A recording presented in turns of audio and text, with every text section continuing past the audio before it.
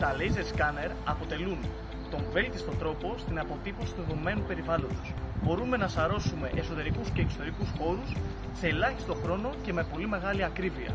FJD Trion T1 διαθέτει βάση στήριξης για την περισυλλογή σημείων αναφοράς, μπαταρία λιθίου διάρκειας 2 ωρών, η οποία λειτουργεί και ως χειρολαβή του σκάνερ, σαρωτή εμβέλεια 40 με 70 μέτρων ανάλογα την ανακλαστικότητα της επιφάνειας, δυνατότητα καταγραφής 200.000 σημείων το δευτερόλεπτο και με μέση ακρίβεια του εκατοστού.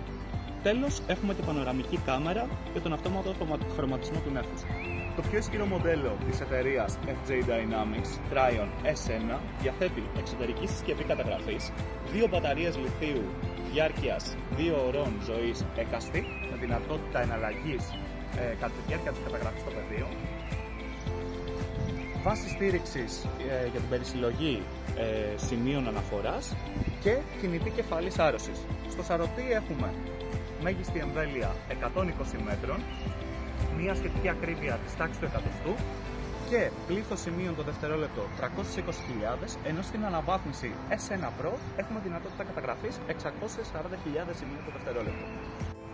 Κατά τη διάρκεια της καταγραφής, η FJ Dynamics μας προσφέρει εφαρμογή κοινή και στα δύο μοντέλα, με την οποία έχουμε τη δυνατότητα προεπισκόπησης της σάρωσής μας σε πραγματικό χρόνο στο πεδίο.